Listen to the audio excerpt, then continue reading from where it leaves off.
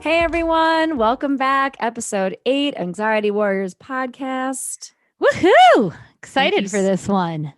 Yes, me too. It's a kind of a continuation episode. This is the first time we've kind of had like a real hook between the previous episode and the following week's episode. So we're going to be focused today on exploring toxic relationships and the courage that we found to leave those toxic relationships. Because Yeah. last week we talked all about people pleasing. And we hinted several times that we were going to talk fully about when people pleasing becomes toxic and exploring those relationships from our past and what gave us the courage to say bye-bye to Yeah. those people and situations. Yeah. And there's like so many different situations when we think about, people pleasing and how, people pleasing is harmful in itself, right? We might, feel resentment. We might feel like we're sacrificing parts of ourselves. But at some point it can also become pretty toxic. And last week we talked about how it showed up in work, but also like we can have toxic relationships in friendships, in romantic relationships, with ourselves even. And so I find this topic so important because I think so many of us can relate to people pleasing, but I think it can become a very slippery slope to it becoming really toxic relationships. Yeah. I mean, because like I still have moments of people pleasing with people that are never leaving my life. And I would, that like my parents, my Right. sister, my brother, my husband, like there are moments when we're gonna want to please our closest, dearest loved ones that are complete and utter 100% staples and fixtures in our lives and will always be those staples. Yeah. But there's a big difference between those people who have gained and earned your trust over many, Yeah. many years of being interconnected with them. And then those people who it's just like, does this person deserve me anymore or need Mhm. to be a fixture in my everyday? Like you said, regardless of the type of relationship it is. And I think that so often, like we hear the word relationship, I know, or maybe it's just me. I hear the word relationship and I think of romantic relationships. For some reason, Mm. that's always the first word that I think of. Um, but yet, when I hear the word like love, I don't necessarily think immediately of a romantic relationship, Huh. which is so like years ago when I was teaching. Just a quick story. I was teaching a group of fifth graders, and I wanted to talk about love and it wasn't super topical in terms of like it's around Valentine's Day. It was just something and my greater goal was to talk about like the way we love ourselves Yeah. and this idea of turning the love that we are kind of always taught to share with others with ourselves. And as soon as I said we're going to be focused on love today, all of these fifth graders were just like just a flurry of giggles. Ew. And I was right, and their brains went immediately to romantic love. And I Yeah. thought that was fascinating because in all my years teaching, I was like, huh? I was so stumped by Yeah. this reaction. And so yeah, it's just the way that humans relate to certain words too, right? You hear the Yes. word relationship, you hear words like toxic, Yeah. right? And it's Right. just it could mean so many different things to so many different people.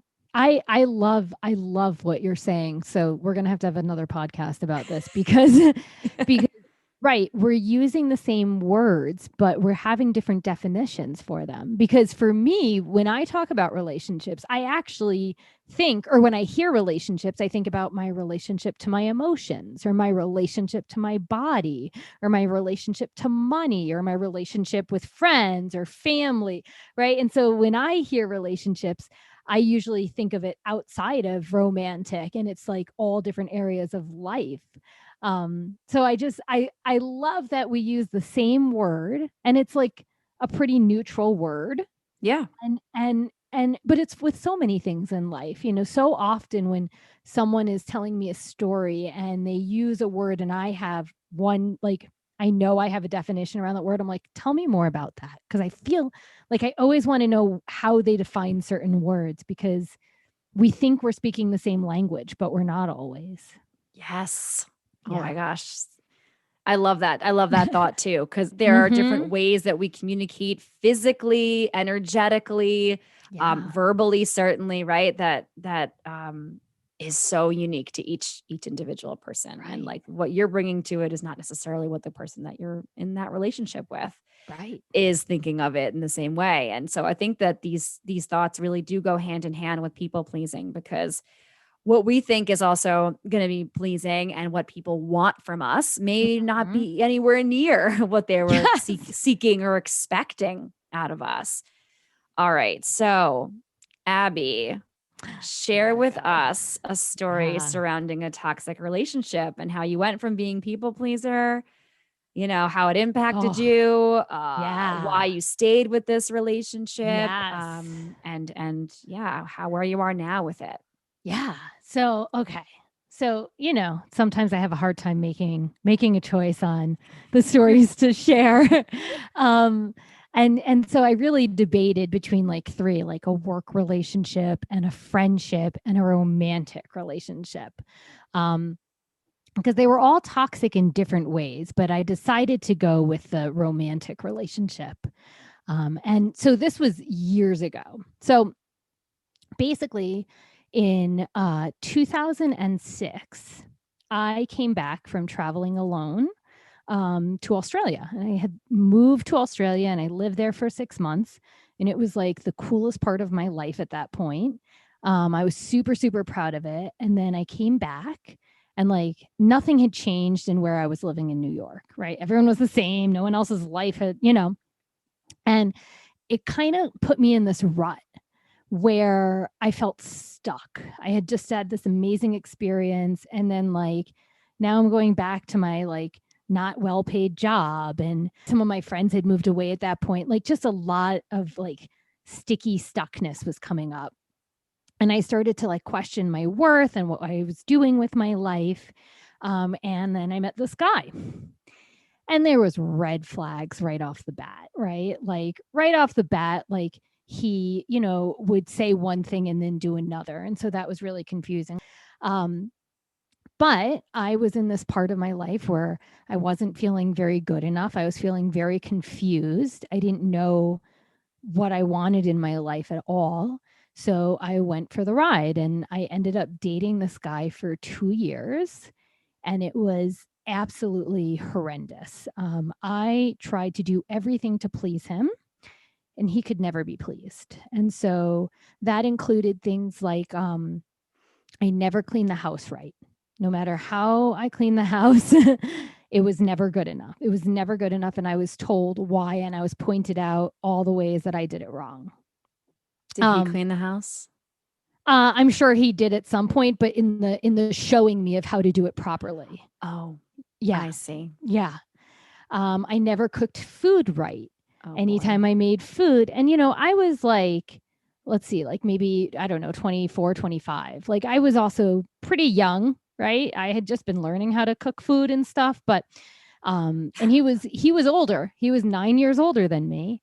Wow. And so he always told me how my food wasn't cooked right. And one time my mom came over for Thanksgiving, and I was cooking everything but like the meat of the meal, and everything I did, he told me how I wasn't doing good enough in front of my mom. It was like Mm. it was embarrassing. It was shame filled. Um, he didn't want me having male friends. And he actually told me to stop being friends with like my best male friend. And I did because I was trying to people please him. Yeah, I Wow. know. I know. Lessons learned. Mm. He didn't want me working that much, right? And he ended up getting me like 3 dogs to take care of. So I would stay at home. Yeah, and so I did. I only worked part-time at a job and I wasn't making much money, but again, I was trying to please him because of this idea that if I did enough, he would start to change. Mm-hmm. Um, we would get in these ridiculous fights. Like one time I remember we were with another couple that, we were friends with them, and I had found out that the male in the couple, right, they were dating for years. The male in the couple had traveled around Europe. And I got really excited because I had gone to Europe and I was asking this male all about his experience. And my partner at the time got really pissed off. And then when we went home, we got in like a screaming fight because apparently I was flirting with that guy, which I was not. And so everything was just extremely confusing. Everything, like, I never did anything right. I had never been in relationships where, I'm constantly being yelled at. And but ultimately, because I didn't have a strong sense of myself, like what it did was it just made me, think there was something wrong with me. And it did, like, I was often confused and I was often stressed out. And, a lot of what he did was gaslighting me, but at the time we didn't really have that term, right? So I didn't Right. know, like he would get mad at me over things that didn't make any sense, or he would say things happen when they didn't. Um, and so it just was like 2 years of just me having low self-esteem, me like pulling away from my friends, me feeling like a shell of a person inside. And he was never physically violent, but he was definitely emotionally abusive, just constantly telling me why I wasn't good enough. Um, but I stayed in it because I hoped it would get better. I hoped that there was something I could do that could change him, or maybe I would finally become like good enough, right? Like I even Mm-hmm. remember, this is crazy, but I even remember like he had a daughter with another woman, and that woman was like married, she had other kids, like she wasn't holding out for him, right? But when he thought that she was going to come to his house, he hid all my stuff, even though we were living together. Whoa. Like all these red flags. And then eventually what really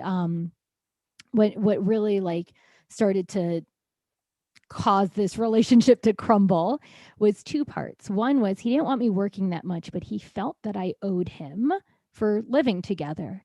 And so he started just putting all of these expenses on my credit card. So that started to grow more and more and more, but I didn't have the money to pay it off. And I had never had credit card debt in my life. And so we started to fight more and more about the money, because here I'm gaining this huge debt under my name. And a lot of this cost isn't even my cost. And he doesn't want me working, and he does. Um, and so it got to this point where I just hit like an absolute like low, where nothing I did right. I was drowning in debt. It came to about between like $20,000 and $25,000 of credit card debt. That's crazy. And we got in a fight. And again, it was just this like fight where I was so confused why we were fighting. It's like goes back to that language thing. Like we were saying words, but they were going Mm-hmm. like right past each other, right? Like, and it was so confusing. And I remember like this is funny, okay? Like, but it's serious, but it's funny. I I'm already remember laughing, so okay, good. I don't know I why. I got so upset and so confused. I literally, I like not hard, but I punched myself in the face. Like, Oh my God. I That's know, not but it's funny. no, but it's funny because I I was like ready to literally laugh and now I'm upset. no, but Now. it woke me up. It was like Ah. in that moment, that was like my moment. I was like, oh my God, this is this shouldn't be happening. This is not normal. This is not healthy. This is toxic, where you are so confused and you're trying to make sense of something you like. And it wasn't a hard punch, but like it literally, it was my body like being like, wake up. Right. Yeah. And so after that, I was like, oh my God, I'm done. And we had to figure out what to do with our dogs, which was like a little bit heartbreaking. That's part of what made me stay, for Mhm. so long. He never paid me back for any of that money. But what I gained from that, like in that moment, I was like, oh, we are so done. And we broke up. I And was going to say, did you initiate the breakup? yes, yes, yep. Woohoo. But it was hard. Like I had to move out of the house, and we had all these Sure. things, and then he like tried to win me back, because so often it's like, oh wait, now I'm going to go to therapy, and now I'm going to pretend that I'm going to try to do all the things, that you Yeah. want me to do. And I did. I gave him a chance, right? Because I wanted us to work out. I don't And know he assumed why. that, it sounds like he assumed that you'd be good with that. And And then I, he would dangle the carrot just close mm-hmm, enough. And okay, sure, I'll go get therapy. And okay, sure, I'll do this and that. yeah, But yeah. really, it's just to keep you on the line Uh, longer. And that was it, because I gave him like a chance. Like we didn't get back together, but I remember we hung out, right? I was like, okay, let's see what's changed. And in like the first like 20 minutes of hanging out, he was like, "Did you hang out with some guy from Australia when we first met?" And like, it was my friend from Australia that had come to visit, and I met him in the city for a day. And I was like, "Oh, red flag, we're done." And I was like, "Nope, Yeah, this is it. That's why we're not working out." And, there was like, there was still grief in the breakup. There was still a lot of confusion. But the sure. one thing that like really like empowered me in that relationship was I learned everything I didn't want in a partner, right? He was Mm. everything I didn't want. I wanted someone who was emotionally available. I wanted someone who could communicate. I wanted someone who was a partner at home. I wanted someone who could be comfortable with me having male friends. Like, are you kidding me? Right? Like, so, Yeah. and so from that moment on, I really learned, one, like to look out for certain red flags when dating. And just like being really clear in what I wanted in a relationship. And it's led me to this journey where, you know, after him, I had a healthy relationship and it didn't work out. And now I have an extremely healthy, satisfying, nourishing, meaningful relationship that has really worked out. And so, it's a story where part of me is like, I can't believe I stayed for so long. I can't believe I allowed myself to be treated that way. But at the same time, it's like I was young and I didn't Mhm. I didn't know better, and I had hope that people would change, and I do believe people can change, but in that situation, I Yeah. don't think that he was ever going to make the changes where we could be compatible. Yeah. I mean, first of all, brava for you just figuring out, like, I'm done. Yeah. Because it's really hard for people to get out of abusive relationships. And Yeah. that's what it sounds like you were part of. You were part of an abusive relationship. It Yeah. didn't necessarily look like, and this kind of goes back to what we were talking about in the last episode, right? It's just like, it could be so much worse than this. Right. And Right. so, or other people have it worse. And just Mhm. always framing it from like, I should just be grateful that I'm in a relationship and that somebody, is with me, or what, whatever Right. it is your needs are. And it's so easy to like shoulda, woulda, coulda your situation. It's like, yeah, I can't Mhm. believe I stayed in it for that long, but okay. But then you left. Right.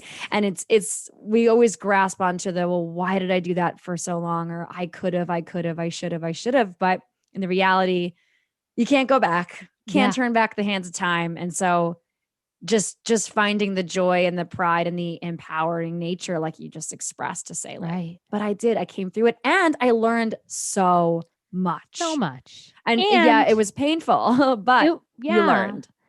And I paid off that debt in like 7 months. Whoa, Yeah, I found like a waitressing job that paid really well. And like that's that was crazy the other fast. thing, is like because that debt, like it was like dragging all of that pain behind me, because every month it was like, how am I going to pay this off, like on a teaching assistant salary?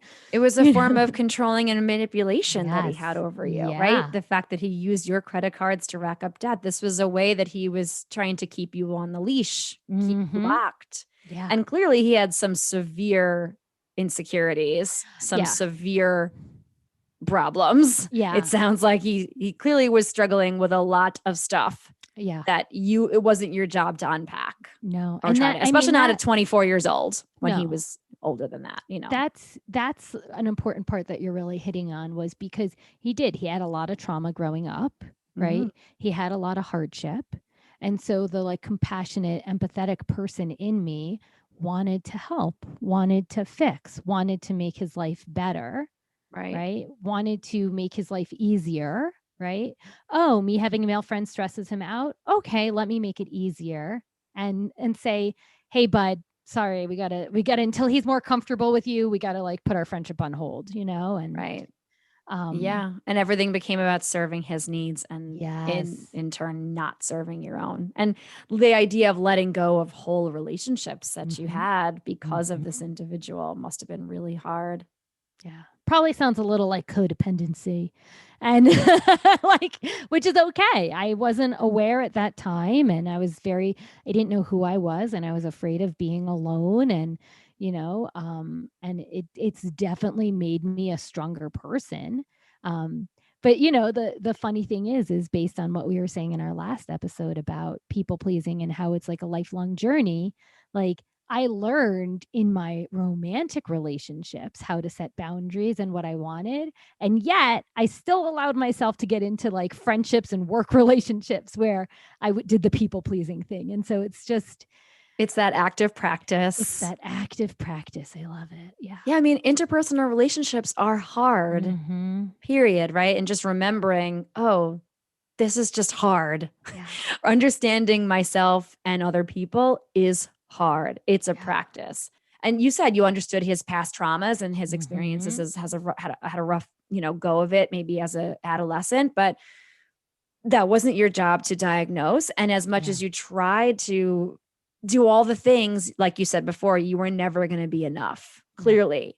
And No. just quickly about learning how to cook. I mean, I like didn't know how to boil a hot dog until I was like in my late 20s.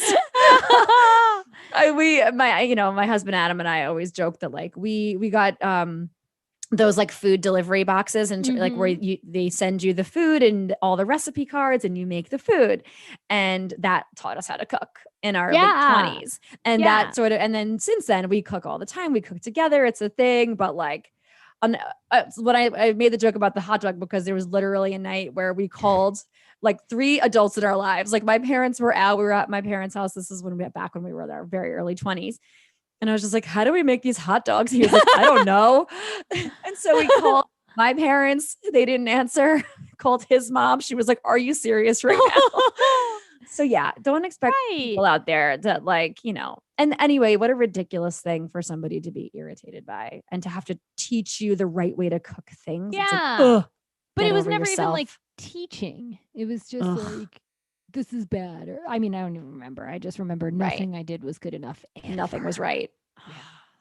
Yeah. Silly man. Well, Yeah. but you're out of So that now. I'm And out now and I'm stronger for it. I know that I know that can be cliche to say and everything, but it really it gave me a strong foundation of clarity moving forward in what I was going to allow myself to be in and what I right. really wanted in romantic relationships. And that part has worked out. I'm not going to Yeah. like thank him for the lessons or anything like, No. no. And the anxiety that you felt maybe about leaving during at Mm-hmm. some different points in that relationship wasn't strong enough to keep you from leaving it when you knew it was time. I mean, I punched myself in the face. I mean, and not a hard punch. It wasn't Now I'm hard. laughing. When Yeah. you first said it, I was like, oh my God, like, Yeah. no. Yeah. And it wasn't a thought. I wasn't like, Right. punch yourself in the face and wake up. It was It just was a like, body oh my gosh, reaction. I can't I am so confused. And it was like like that. Yeah. Like, yeah. So interesting. Well, thank you Yeah. so much for sharing that. That was Yeah. deep. I know. All right. Your turn. You got a Yeah. job to lighten up the mood now, A right? little bit. Yeah, that's funny. But normally I feel like I always have to think about it too. Like, what do I want to share? I did struggle with this one a bit. And I told you I Mm-hmm. was weighing between talking about I don't have past romantic relationships. Not really.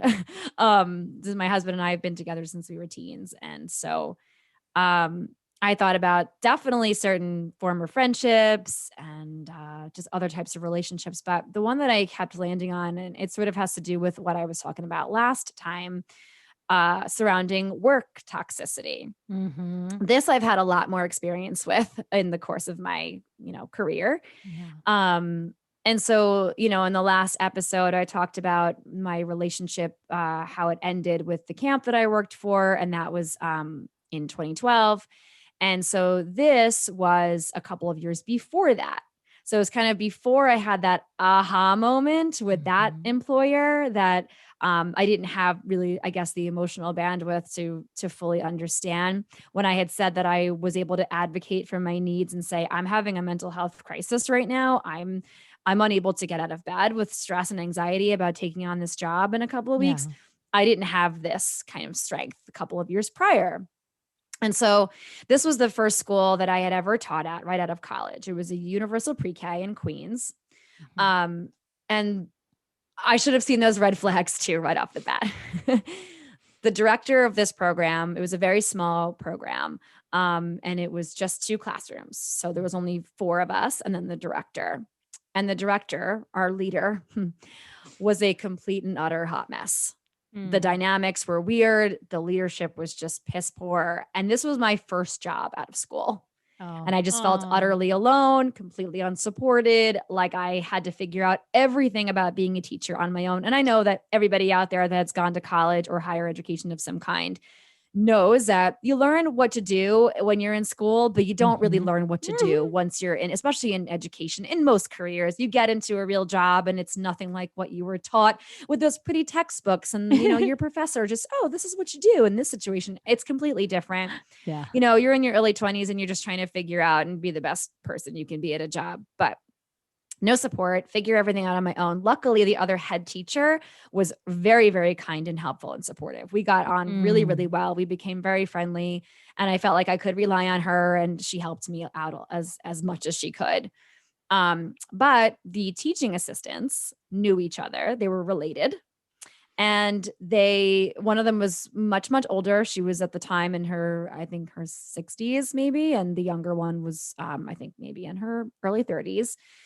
Um, and they were just completely unkind and unwelcoming. Mm. Everything Mm. about their nature just didn't sit with me. And a lot of my anxiety when I would have it and when it would show up, what I would do at that time was just to become really quiet and retreat and not want to engage. Yeah. And so I would be completely avoidant of like interactions with them, which probably, and again, we were speaking different languages. Yeah. And what I needed was space and please don't talk to me. And I don't, and what they didn't understand what I needed. And I also wasn't good at telling them what I needed Yeah. at the time. But either way, it was just everything was just no bueno about the situation. It was catty and gossipy and gross. And it felt worse than high school some Mm. days of the week, which was rough.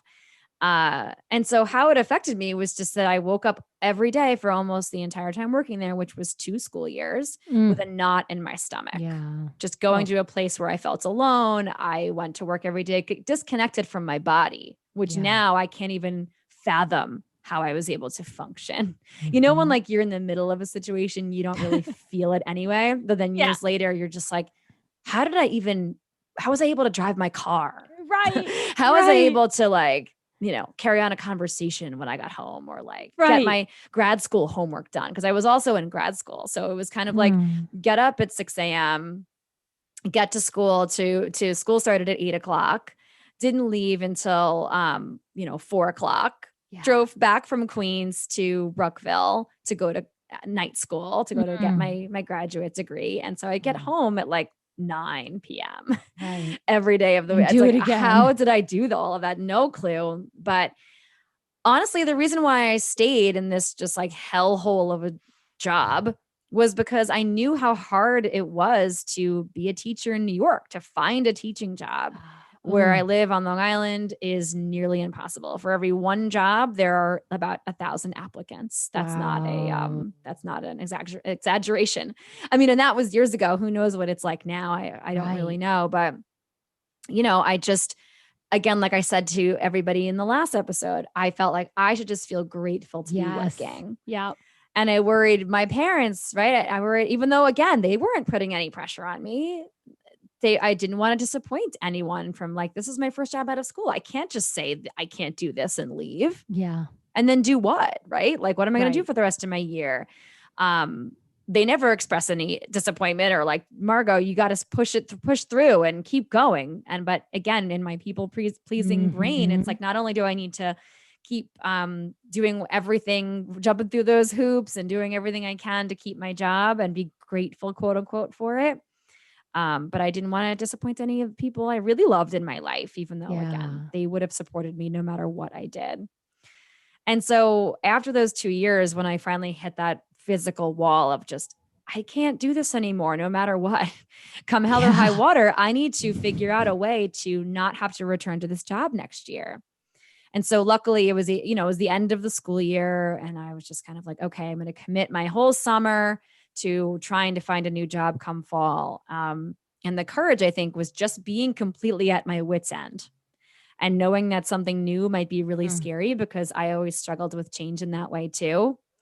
Um, as we learned that like going away to college was a really Yeah. big deal for me. And that was a source of major anxiety and leaving my classroom. But Yeah. whenever I've noticed I've hit that wall, right? Not punching myself in the face, thankfully, but hitting my own wit's end, I said to myself deep down, not the prospect of staying put was even scarier. Right. It Mhm. gave me even more Mhm. anxiety thinking about having to return. Right. And so I knew it was time and I knew that I was destined maybe for something more or at least something different. Yeah.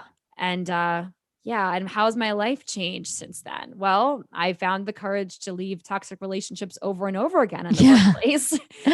Specifically, I mean, in general, but specifically in the workplace, since both of my stories this week and last were kind of about that, because I think that's where most of my struggle to leave toxic relationships was. Mhm.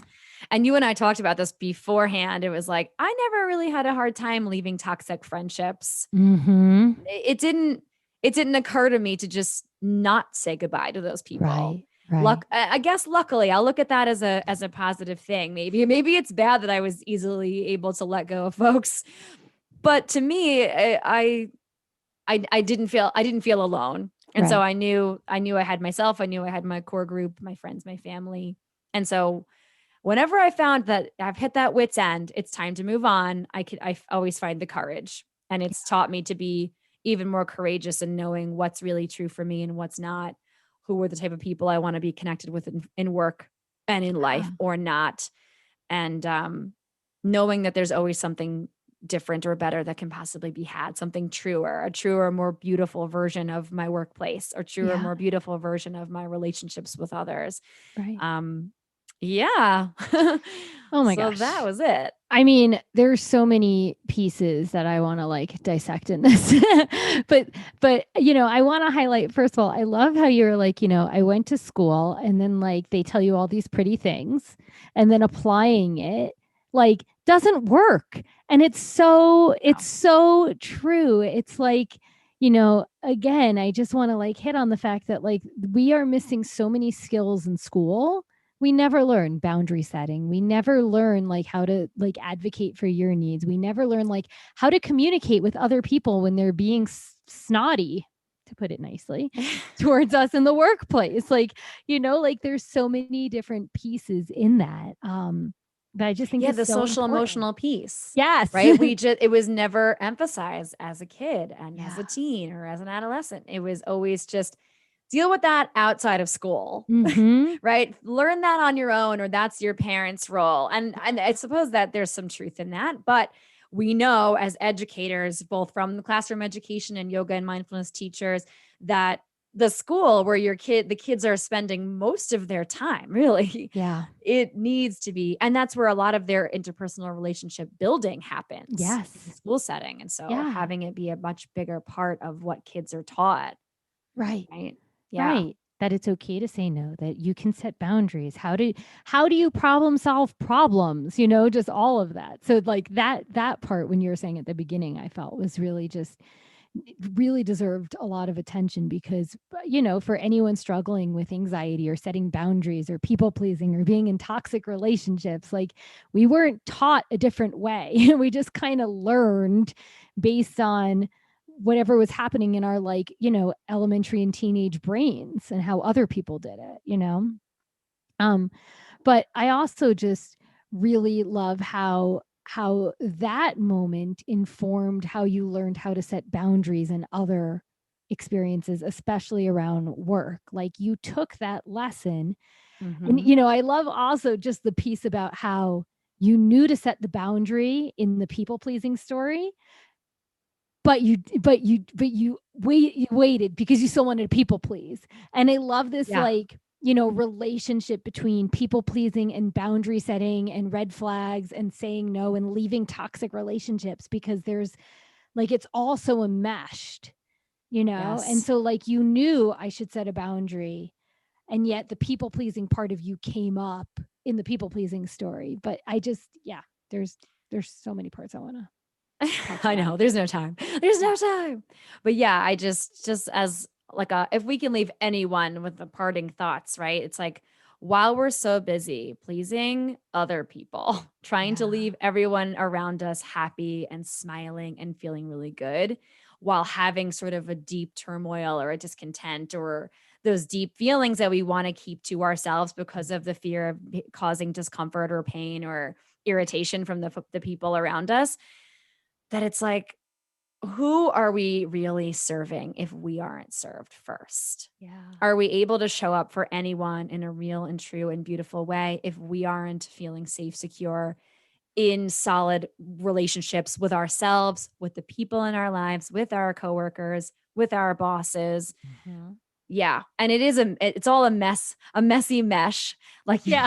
mesh, I love that phrase for all of this, because all of these things are such big topics that are interwoven in this that we've Yeah. been talking about, that could all be their own separate episodes. But Right. um just knowing that there is so much agency that we can have as Right. individuals to Right. say we've hit our wall, or maybe we could have hit it earlier, or maybe we've learned that when it doesn't need to take hitting a wall or punching ourselves in the face to be able to say Yeah. there's time, it's time for me to say no or set up that boundary or make a Right. change or leave a toxic relationship. So Right. Right. And I feel like in that, like, you know, in the messy mesh, right? Like, I think we found our episode title. in that, like, you might learn the lesson about, I don't need to be a people pleaser, but you didn't learn the lesson about boundary setting, or you didn't learn the lesson about, feeling the courage to leave a toxic relationship, right? So I think that it's just really, I guess I'm just making sense of it as we're talking about it. Like, you learn a lesson, but it's not all the lessons of the mess. It's Right. it's just one piece of the mess that you're learning a lesson and then hopefully applying it to the next situation. Yeah. Humans, warriors, we're all just doing the best we can, one Yeah. moment at a time. This is our role as people on, and it's hard to be a person. Yeah. Being a human being is tough, and all the things we have to cope with. And so you are doing amazing, warriors. We're proud of you. We're proud of ourselves. And we can't wait to keep journeying with you. We hope you enjoyed this topic that's kind of stretched out a little bit from last week to this week, but it was an important one, and one that we really thought would be wonderful to share with all of you. So, Margot, do you have a win of the week for us? I sure do. But this week, our win is coming from an amazing listener, Robin Rivera. She's Ooh. connected with us on Instagram, and she gave us permission to share this win that she sent to me over IGDMs this week. And I'm so excited to share this win with all of you, anxiety warriors out there. This is a big one, big win for Robin. And thanks again, Robin, for sharing it. So here we go. Hi again. I was talking to my husband about you and the podcast and your win of the week segment. He asked if I was going to share anything, and I said I would wait and see if I had a win, but then he reminded me of a really big win I had this past year. I stopped skiing about 20 years ago because I developed a fear of the chair lift. Because, like, what if it breaks down? What if I fall off? What if it gets stuck and we're trapped for hours? All those what if feelings. I also was afraid of the height of the lift, so I stopped skiing, something I'd always really enjoyed. And then this past winter, one day out of nowhere, I said to my husband, I want to go skiing. I truly don't know where it came from or why it came over me, but I was determined and wanted to share this sport with my husband again. He was shocked, surprised, and so happy. We went to a small mountain and I did it. How empowering it felt to get on that chairlift and not be anxious. We skied the whole day and I had no anxiety. And I even said to him, is this the way it's supposed to feel, not feeling anxious? Is this the way, quote unquote, normal people feel? Wow, I love this feeling and it's so new to me. But I also want and need to hold on to it. It was such a great day. My husband was so happy and so proud. And so this past winter, we went out and got myself some new ski equipment, cute ski outfits, and went to Utah. And another win, I got on a plane during COVID and skied there. I was so anxious about the chairlift, but I did it even with a little bit of anxiety. I did my yoga breathing. I touched my fingers one at a time. And I said my mantra is, I am feeling calm, and it worked. Can't even begin to express how good it felt. And I just had to share.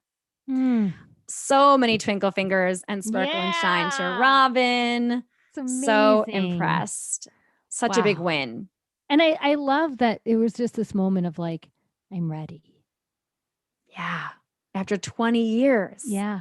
Yeah. Such an incredible anxiety warrior win. And I'm just honored that she wanted to share it with us. So thank you, Robin. Thank you. Warriors out there, we want to hear your wins. They don't have to be 20-year-olds wins. They can be things that happened to you this week, tiny little things. And all wins are good wins. All wins are big wins. So we'd love to hear from you.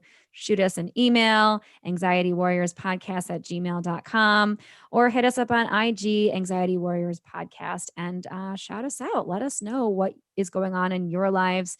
Your anxiety wins mean something to all of us, all of our listeners here, all of your Anxiety Warrior family.